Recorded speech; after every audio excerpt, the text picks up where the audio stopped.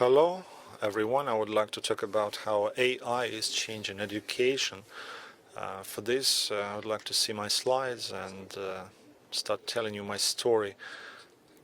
I'm Alexey Zaytsev, and I'll be speaking about some really important things. I'll need just to introduce myself and explain what I am and why am I entitled to say such things about education. I was getting my PhD in the University of Amsterdam in geometry and applied sciences. Then I was in Clyde and Shannon Institute, where I was speaking about applied mathematics and IT. And over the last 4 years, I was in Skoltech gymnasium as chair of mathematics.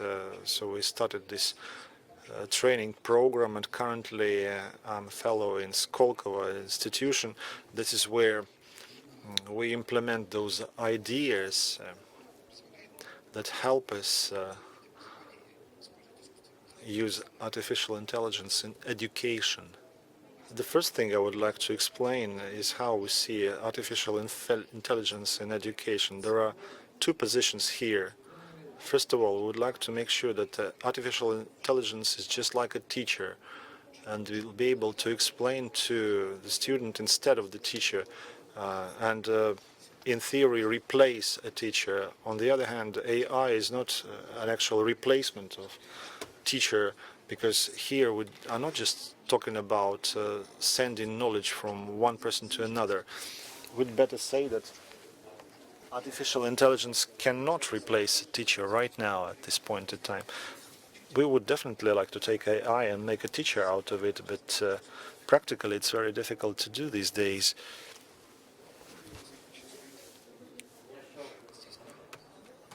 And I have just one example to show you with the autopilot and an assistant, the driver's assistance in a Tesla vehicle. And we know how it works really well on the one hand. On the other hand, we are cherishing quite a lot of self-driving hopes that pretty soon we'll be having self-driving vehicles. Like 4 years ago, we were all hoping that pretty soon we'd start having vehicles, self-driving vehicles on roads. But it seems like that there's still a long way to get this done, and there are plenty of problems that are preventing us from making this happen. So it's just like, what do we really want? A book, a textbook, or a teacher? We would like AI to be adding to textbook. So artificial intelligence will be adding more benefits to the actual textbooks that we use. Our goal would be adding artificial intelligence to the book, and we'll be saying a few more words about AI, because there's been quite a lot of hype around it, and there are plenty of ideas. AI is just not neuron network. There are plenty of parts that come all together. We just need to say a few words about the interaction of a user and a system, and if this interaction is primitive, the data we'll be getting will also be primitive. But our task is make sure that we are going to get big data, not primitive, and most importantly, that we need to have precise data. And here I would like to say a few words about what we use. In mathematics, this definition is highly developed. It's not perfect, but it's more developed than elsewhere. So this striving for a system to understand a person on a natural level, so that the person is expressing ideas in the natural way and the system is perceiving it in the natural way. So writing down complex answers is key here. So the system may need to intercept this complex answer, understand it, and find out similarities. So here we're talking about complex inputs, manual handwritten input, speech recognition, speech input and speech recognition, and other things as well. And certainly there is yet another layer of communication. What kind of prompt should be getting? What kind of video should be generated? What other material should come up? A 3D model should spring up on this next conversational layer. All these layers are natural to a human being. We already have them. We just need to dismember them, split them.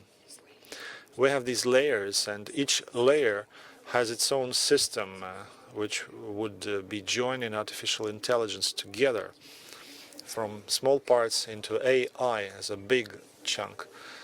In education, we are expecting quite a lot that IT will be changing education. It will change it, but before this happens, we just need to conduct quite a lot of routine work and collect data, because the data we need to have to teach the system how to work really is absent. So we just need to create this field where we'll be picking up this data, and the first thing we just need to make sure that we're going to use is big data.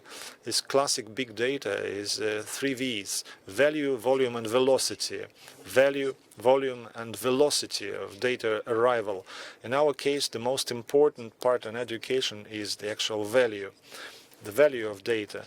We believe that if you start having this notion of what you couldn't really see and touch before, it's a very good example in cryptography, because when there is a replacement, A can be replaced by E and make it cryptic. Other letters can be used instead of other letters. We replace the letters by others, and cryptography proved excellent before we started learning the books, and it turned out that it's not so great. Not all of the letters are similar for replacements. Sometimes we just need to use frequency analysis to understand it better, and appeared only when people started reading the books very frequently, when they pointed out that fact. It's the same in education. We can see things which we have never seen before right now, and we start blowing this bubble and see what is really happening inside, so that we will be able to see new things that have never been observed before. When we start having quite a lot of students, we just need to check how many people have performed well, whether they did it on time, and the first things that are simple but important to understand. Previously we thought that we understand that part, but it seems like that the numbers speak about different things. The next part is time, the time it takes to perform each task. Once its process is complete and many people have gone through it, you see how smooth it was done, how much time is spent on one thing, on another thing, and you can predict. You can create a module where you would be sending a home task to perform, a home task, home assignment, where the time that it takes is predicted. This prediction is based upon the average time calculation from the statistics analyzed previously. For example, we understand that's the longest part, that's the shortest bit, and it also takes into account individual features of a student, and we may predict how much time approximately it will take to make this home assignment. In the future, it will also become possible. This is what we think is the most important part, is the value part.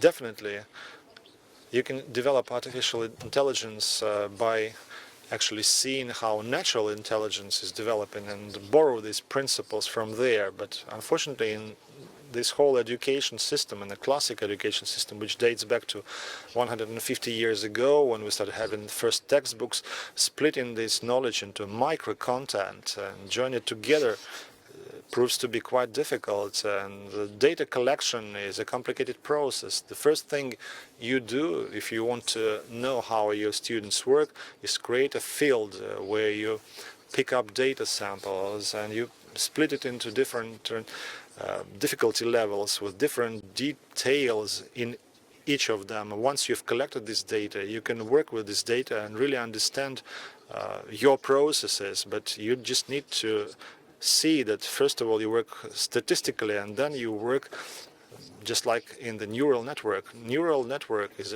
an icing on the cake, A neural network is the approximation of the function from A to B. If there is a dependency and we have this black box disclosing this dependency, we can input any values in there and get this approximation. But if you don't have this data to input, you cannot resolve this task. And the first task for you is to get this data and to cluster them and put them all together. The question is how make it a homogeneous process, because all students flexible, they're changing quite often, but students really help us see this dependency. And now it brings us to this next part on how we're going to work with this data. When you are going to be asked the question about what's the chance of you making a mistake, an error, you would say, yes, there is 100% chance that almost certainly you will be having gaps in the knowledge, almost certainly you will be having mistakes and errors. And you can bridge the gaps, of course, but that's the most complex part to bridge. And this is where we just need to understand the homogeneity of your structure. The coefficients of homogeneity is the most important definition, and we all borrow it from the users that we work with. This is where we can see where it's done badly, where there's a lot of heterogeneity, and where it's done properly. Once it's all done,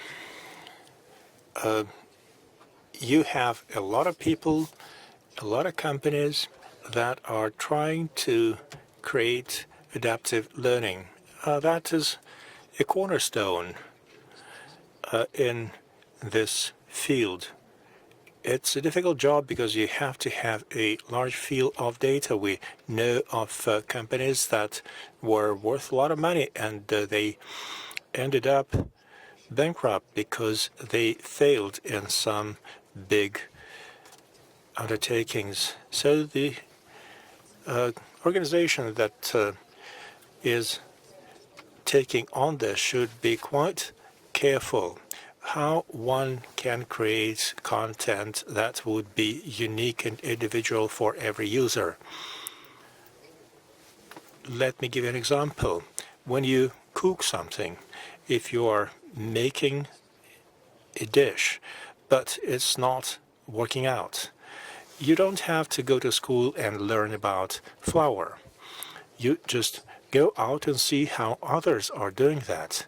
So the first thing you have to address is the quality of details, the quality of components. Then you have to look at links between different components. We use that principle. You can come over and see how things are done. We have these principles interconnected, level of detail and connection to content. If a child does not understand, then we look at links, we look up other types of knowledge. Then again, we try to drill into the detail and attack the problem from a different angle. There is a hierarchy that we go through, and eventually it works. One thing I missed in my presentation is that you cannot do adaptive learning. You cannot launch a good AI system based on linear data, because there's really nothing to do about it. It would mean that the data structure should not be linear. Moreover, it should be a tree, and it should have different degrees of freedom. This is a floating hierarchy that should adapt to a student. This is important to take into account. So the algorithms have been created and tested. These are some of the main algorithms that people are using in the world. Bayesian knowledge tracking, long short-term memory, item response theory, IRT, and you can see how effective they are. BKT is using hidden mark links, most of them are based on multiple choice. And that reduces the interaction depth. We have tested our system and our algorithms with 3,000 respondents. We have 200,000 records, and we see that we have 90% success factor. You don't have to trust me. You have to check it out. You can see how you can get trained on a specific subject after making several clicks. There's a huge volume of work that mathematicians, physicists, biologists have to do. They have to recreate a large volume of content. There's a lot of reverse engineering work that needs to be done. We have to split stuff into little pieces and then reassemble them to make them work in a new way. We believe that AI should make textbooks living and changing tools. Today, we can identify gaps, but we cannot predict gaps effectively, although we have an idea how we can do it. And that brings me to the end of my presentation. Thank you very much for listening at this late hour. I hope I was able to convey my ideas to you. These are ideas that are working. They are working today. Alexey, thank you very much. This was very interesting indeed. So exciting to look at where our life is going. We have a question from one of the viewers. Taking into account the benefits of the technology, and also this type of education should not be as costly as traditional education, do you think we could see a division of the system of education into two parts? One elite type of education where students are going to get individual, personal, human training, and the mass segment where artificial intelligence will be used for tutoring. Well, look at the example of chess. There are grand masters that play chess at a very high level, and there are a lot of average chess players. Today, computers play a very big role in learning to play chess. A computer with good software is a much better chess player than an average human player. Are we going to see a split in the system of education? Yes, we are. People will still play a role, but we see the arrival of a new environment, the environment that enables students to learn. Textbooks, software allows students to acquire knowledge, and the process of receiving knowledge is difficult. You have to push a student, you have to encourage a student, maybe threaten a student. If none of that is done, then you are not going to be successful. We don't want to lose the quality of teaching. There is a threat that AI and other technologies will get so good that it will be difficult to raise and train teachers that will be better than AI. We may end up in a situation when an average teacher may not offer the same quality of training as an artificial intelligence solution. Look, today we have distant learning, and it's not going away. We just have to use those technologies in a careful way, in an appropriate way. I think that there always are some children that have more opportunities than others. Then again, if human factor plays a smaller role, then we may see everybody is in more equal conditions. Training, teaching is not simple, and teaching a teacher is a difficult mission. It takes very special knowledge to do that. In fact, we are going to see quite soon where it is going to take us. Thank you very much, Alexey. Once again, it was very exciting, very good to have you with us.